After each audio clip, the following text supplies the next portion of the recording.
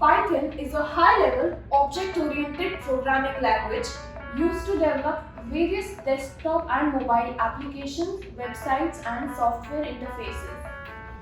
In today's time, Python is one of the most in-demand programming languages, and many companies are looking for a Python developer. Here are the steps through which you can also become a Python developer. Number 1. Stay positive. While this may sound like a cliched line, it is very important because learning Python is a step-by-step process. With a positive mindset, the learning becomes easier. Participate in online programming communities. The reason that this is important is because you build a network with fellow Python developers. Through this, you can ask questions, resolve queries, and create a community of like-minded people. Stay informed and participate in webinars.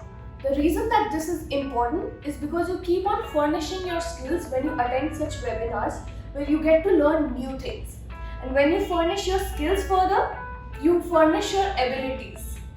Start with unpaid work. Do not expect a high salary just because you started learning Python. You need to start learning how to practice it as well.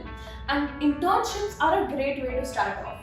You can even go for paid internships, but if you don't find one, don't get demotivated. Start with an unpaid internship and apply your theoretical knowledge in practice.